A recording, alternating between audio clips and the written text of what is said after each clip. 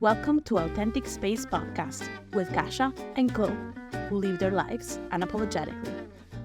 We were talking about childhood and family expectations and how they impact the way we see life, and all of these things, and um, I'm also having these conversations with friends, like how it seems quite common amongst people of our age, our generation, um, to have to be a bit in contrast with this idea of these expectations that our parents and our families have for us and for what we do in our lives, what we decide to do with work and with traveling or with money and all of these things. And I guess um also questioning, our belief systems, right? What is our value system, mhm, and who we are as humans and what we're meant to be doing here as well. absolutely. It's a lot of the things that I think that were, for me at least, were a bit missing. These conversations were a bit missing, Yeah. because yes, I have the like very specific values that as an adult I recognize were transferred to me, um, by my parents and by my family, my family, etc. But there are also values and behaviors that I don't know, I created to a certain extent for myself as a response to the world and the experience I have in the world, right? So if Yeah. you go back to the idea of those expectations and look at my life, for example, I guess my family or my parents were a bit surprised, like, okay, you're working from home and what? Like, how are you making money? We talk about this a lot in season one. Um, and also, it makes me think on how things have changed, as well Have evolved, in yes. Yep. in the relationship that we have with our parents, because there is a level of the evolution that we do as human beings that the previous generation does not really grasp or cannot understand because they have never really experienced it themselves to a certain extent. And then And would you say it's also in the relationship with our parents, as well as maybe families in general, our siblings, our, um, and it's not necessarily maybe the age of it, but maybe the expectations of what um, the relationship is, families, the yeah, the families are relationship supposed is, to, and the expectations of what yeah, family is. it's almost kind of like your family. You're born in a family, you do not choose your family, right? Because you say like, yeah, we share blood, you're born in it. It's not like all of a sudden you're a baby and like, oh well, now let me pick my family, let me pick my mom and dad. We don't get to pick that, Yeah, right?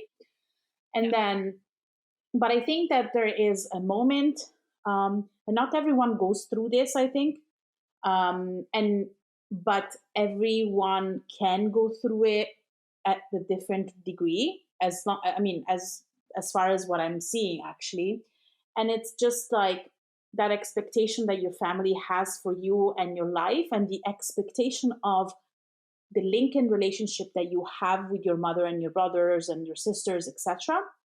But then a potential breaking point where you become an adult, you break with tradition. So you start doing all these things that are untraditional because your parents have never done that. They don't know what it means. One is loyalty to the same, place of work for all their lives. And you start learning how to break free from that. And then it's almost kind of like you start reflecting on and thinking in the same terms, almost as I said, breaking free from the relationships that you have with your family. It sounds all kind of a bit complicated, but I think it's part of the story. It's almost kind of like you it's a domino effect. when you start that sort of, questioning of social conducts and things like that, you start questioning a lot of other things. Yeah, I wonder. So there is, these are kind of big questions. Just to add a little bit more confusion to it, I've been wondering about this a lot too, because having conversations with people and with some clients, and just kind of like observing. Even my own patterns with family, and and where we kind of are, and who I am as an individual. And, I've been kind of wondering, what if, like, as souls, we somehow do choose our parents to be born into, to have some sort of an experience, to maybe teach us certain things, or maybe help us evolve. But then, we just because we are born into a certain family with certain experiences that maybe we need to go through, we kind of, as we evolve, we start maybe questioning, right? Because family is a tribe, right? It's a unit where I think we all know collectively, or we've been conditioned to believe that, you are born into a family and you have to be part of the family. It's a unit. You cannot really step out of it, step out of the box. You don't really question certain things. And, a lot of people do just kind of stay in that, right? Obviously, that kind of depends on where you live, your cultural background. Different cultures, maybe different countries, has a little bit more of kind of that need of a family, versus countries where it's just more of that individualistic way, or adapting of how to live is more pronounced. You're in the system, and you are in the system, but then there kind of comes a point where you may Yes. start questioning that system. And I think you and I even talked about this, where more and more people, maybe around us or in our circles, we're starting to have these conversations, and more people start questioning, right? Their families, their upbringing, the condition that they were born into, the cultures, right? And what was acceptable growing up. And I do want to say that, there's still a lot of people that are very much intact with what a family is and being part of the family, that they put a lot of value in that. But I think there's also a lot of us who, I do want to say, like, the people that are, their intention really is to evolve and grow in this lifetime. They do reach a point at some point in their life where they actually start questioning these things, right? You cut off the umbilical cord almost, because I think I see it as, so everyone has different experiences with parents. For example, let's concentrate on parents.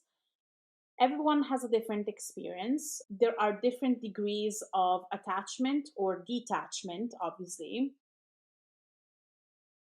It's in between the black and white, there are so many different tones of gray, right? So there's just a lot of different shades of these relationships. But I And there's think, like, different levels too, right? yes, exactly. So not necessarily everyone will feel the need to detach completely from their families.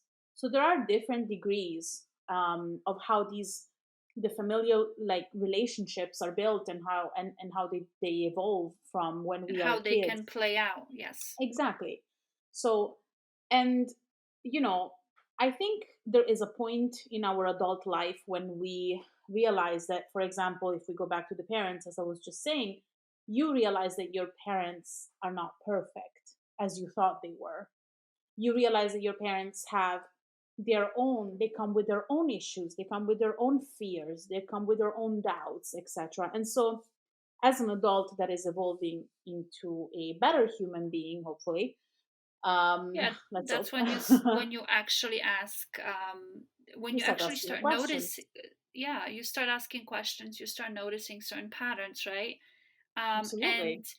not to be negative here, right? It's just usually our families or parents, depending if your family is just parents, or if it's more siblings, or if it's aunts, cousins, grandparents, depending on your story, right? But it is a good spot when you start asking these questions. It is a good environment to go back to actually see what the patterns are and to see what you were raised in, because they will show you exactly that. And it's not to say that, again, it's not to say that every environment is going to be negative or the patterns aren't going to be healthy. There's people with amazing families and parents where everyone gets to be who they are, individuals, authentic. But I think if you are one of those people that maybe is struggling with certain things, or maybe certain things are not working out for you in your life, it is a good idea, maybe not to dwell on it, but it is a good idea to maybe look at those patterns that you were Absolutely. raised in and start questioning them. I mean, if you think about it, like from a more sociological and psychological perspective, the relationship that you have with your parents when you are born is the first social interaction that you have. So it's kind of like it almost sets you up in the world, and it kind of provides the structure by which you interact with the outside world, right? So it's the first experience that you have with relationships. It's your first Yeah. relationship ever. Yeah, even if you think about it, when you look at developmental stages, a child until about 7 years old, that's all it is. It's relationships, because we don't have our brains are not developed enough to actually have a logical understanding of what's happening. So that's where also a lot of our traumas are built, right? Because parents do the best they can, or they know how. However, the child is basically in the first kind of stages of their life. They're learning, everything they're learning and absorbing is emotional, feelings, emotions, how they kind of interact, right? Yeah. If all those issues that pretty much evolve for us in relationships, both romantic, friendships, you name it, that's when they're pretty much have been pretty much learned. Yeah. No, and this is something that we all know. Like, I mean, I always think of, when like I look at my romantic relationship with my husband, I always kind of um like the type of love that I've always looked for in a partner, Hmm. uh, not necessarily in a friend, but in a partner, is the type of love that I have experienced with my dad, or that I've experienced that he's given me. And so that kind of, and I see it.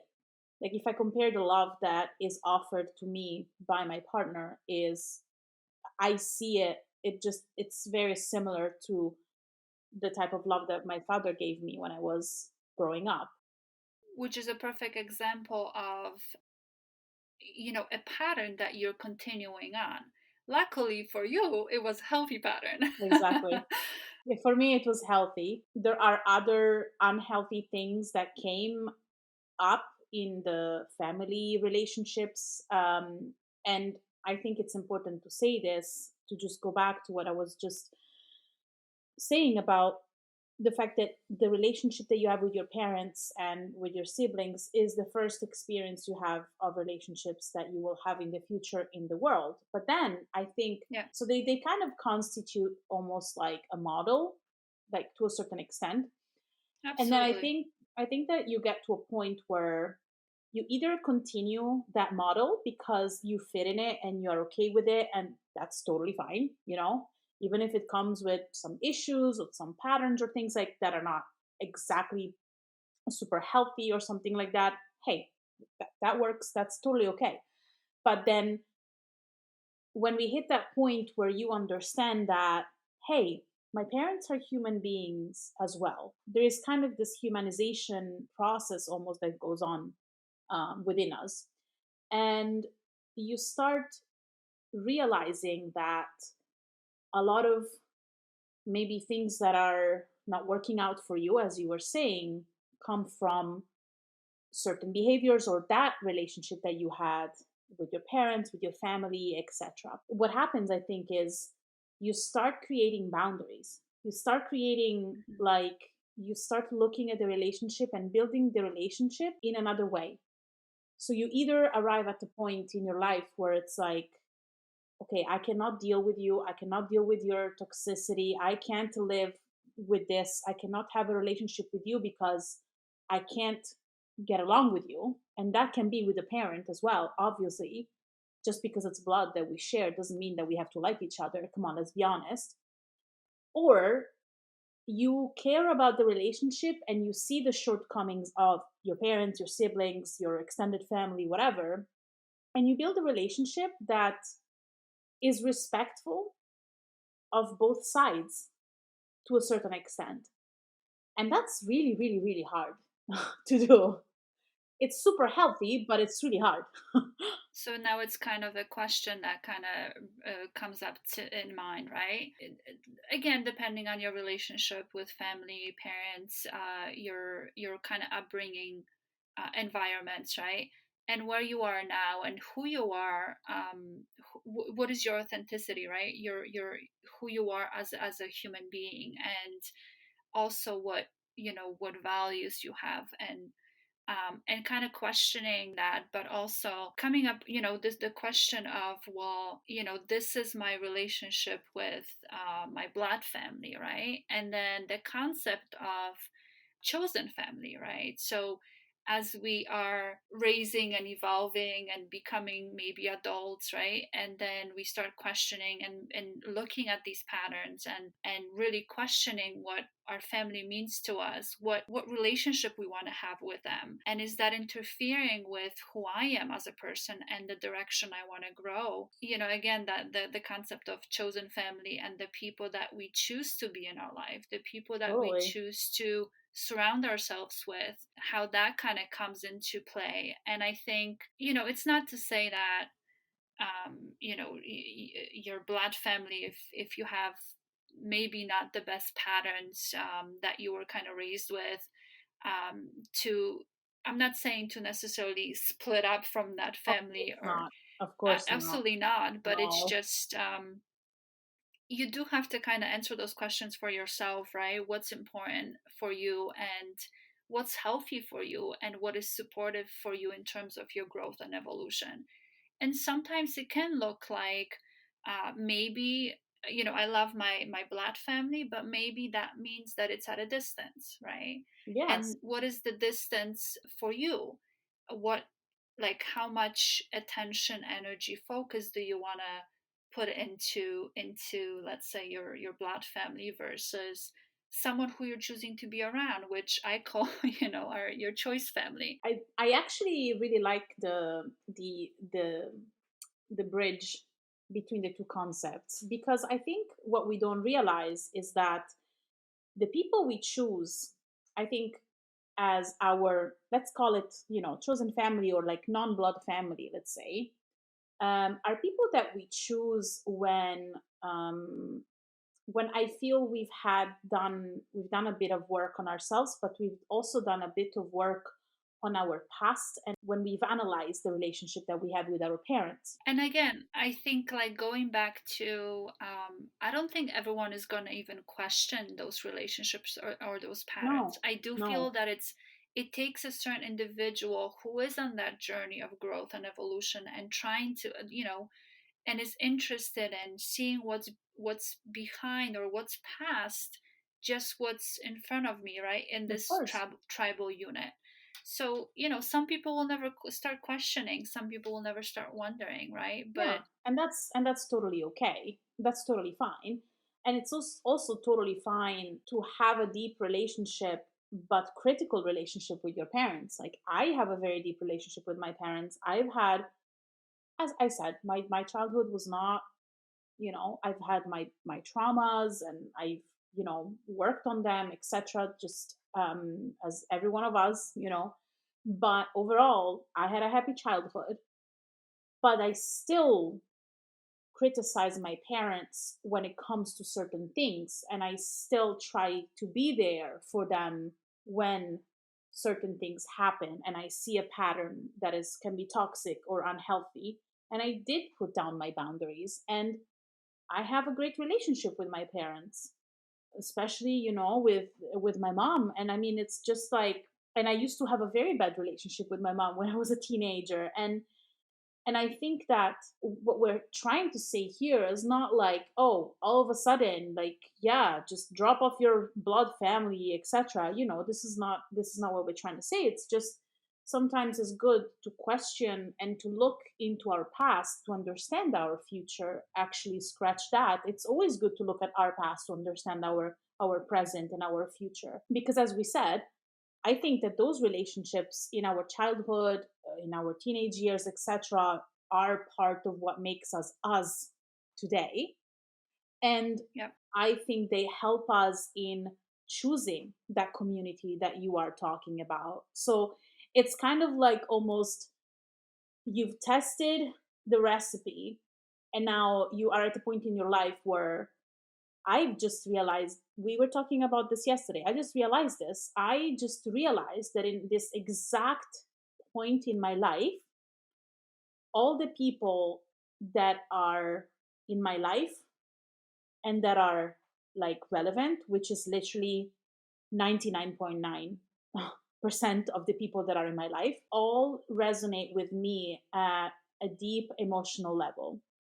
Everyone that is present and active in my life is people I have consciously or subconsciously chosen. And I just, I don't have time nor energy to spend on people that don't reach that emotional depth and emotional development as a human being that I have. Clear, obviously, we all develop in a different way. We're all at different levels and different paths, but there is that sort of commonality, right? And if you look at all the people in my life, they're all on a path of human development, all of them, in varying measures, but you know. Yeah, I mean, everyone has their own journey, right? So, also, everyone had a different kind of upbringing and how they were raised and what relationships they had with their families. Again, just because this is more, I mean, this is an authenticity podcast, and we do want to focus on, the evolution of your own authentic self and your own individuality and coming together to really dive in deep and kind of discover what that is. So then, I do feel like the more authentic and you know yourself as an individual, but you live on that authentic life. It will, yeah, I agree. It does kind of make a difference for you as a person. And I think it's also part of the path that you're on, you know?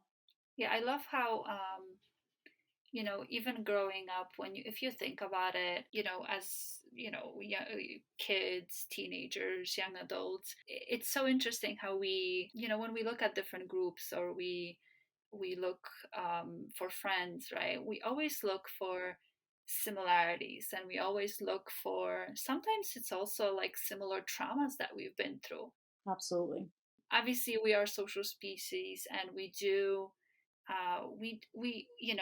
we are social beings. We do want to have people around us and have connections, have meaningful connections. But it's just it's really interesting to, even like what I remember, like even myself, different places kind of where I lived and traveled to, and looked for different groups and groups of friends and what have you. And it was always, this is my interest, that I'm going to sign up for, I don't know, music class or Mm. workshop or what have you. And it just, like, I love how those little things, they're pretty much they're asking us to kind of find people that we resonate with, right? And how many times we see that maybe those interests that we seek to resonate with other people is not really what we were able to, show and really be in with around our families and our upbringing, right? So even something like that, it kind of makes you wonder, right? Like, why is it that I can't do certain things, right? That I'm curious about this, or that's my hobby, I seek outside of my family or outside of my system that I've been brought up in, and we seek. So it kind of it does raise a question of like, you're a seeker, right? Why do you seek something that's obviously not being provided for you where you are? But also, I want to go a bit beyond that, where it's like, when you're a bit younger, you always try to find friends with whom you have things in common, right? Yeah. But I find myself like right now, the older I get, and the more like relationships that I strike, it's like it's not just about like having the same interests. Because if I look at me and my friends, yes, we have similar interests in common, but we are all like super different people, like very very different people. So it's almost like when you're younger, you almost kind of try to find people that are, I don't know, not similar to you, but There's a common ground. I think now it's a common ground. I think now I find that there is this, it's a common ground. It's not the specific like thing that is almost you can touch it.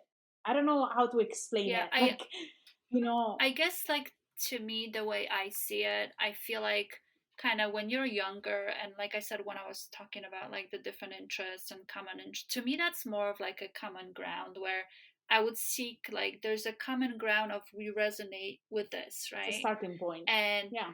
right, a starting point of some sort. I think today, just kind of being more evolved and more aware of, of who I am, my surrounding, my life in general. I think it's more of, I don't honestly think that I have to have, again, that common interest with anyone today. Yeah. But it's more about that depth and us being on the same journey. Not Absolutely. that our journey, we both have separate journeys. It's not a together journey, but I But think it's when a you journey. reach these, it's a journey. And I think when we reach kind of these levels of people that come together, it's no longer about the superficial of like, oh, I like painting, you like painting too, great, because it is a superficial thing. But it's more beyond that, in the sense that you have a completely different journey. It's an individualistic journey. But because I'm also I am aware that on my own individualistic journey, I support you and love you, and I'm here for you on your journey. And I think that's where it doesn't have to be commonalities anymore, but it's more we've developed that natural understanding, being open-minded to other perspectives, beliefs, values, journeys, experiences.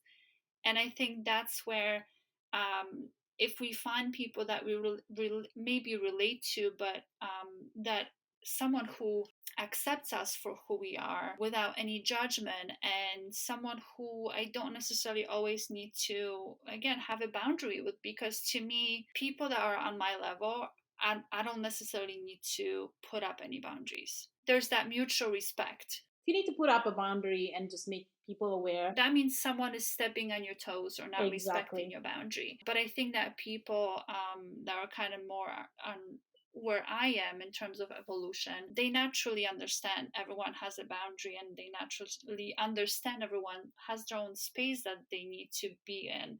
And you just stand on the sideline, and you're there for them, whether it's just being in a quiet space, just next to each other, or it's just a shoulder to cry on, or maybe something a bit more different, right? So Yeah. whatever it is that you may need. But yeah, so I just mentioned about the whole interest thing, where I feel like that's a little bit of to me, that's a little bit of a bridge that we go through. Like, if you think about it, when we're in school, when we're like, we look for these interests, we look for these people that, Yes. like, oh, this is what we do the same, that's where we're similar, right? And even if you have a conversation with strangers today, like, sometimes it starts with, oh, you're from this country too, like you already have something that there's that common ground of, Yeah. it sparks a conversation. And then the next question is, how does it evolve past it, or does it, right? But if you think about it, this is the first phase of socialization.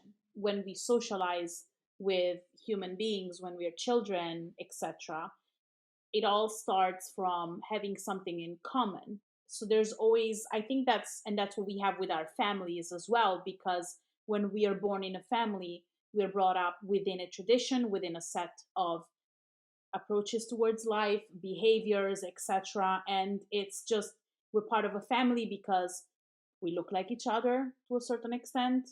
I mean, Hmm. if you're naturally born in a family, etc. Or we even if someone, for example, is adopted or something like that, you're part of the family, and because there is a sharing of certain habits and things like that that make you belong to that group. But if you think about it, that's just the starting phase of socializing and socialization, because Absolutely. I think then you get to a developmental stage where you understand that the saying, oh, we have nothing in common, it that's just like, it's superficial. It's something that maybe you don't have anything in common in terms of interests, because this is kind of like the standard that we are brought up with. It's like, to agree with someone, or to get along well with someone, you have to have things in common, which is not necessarily true.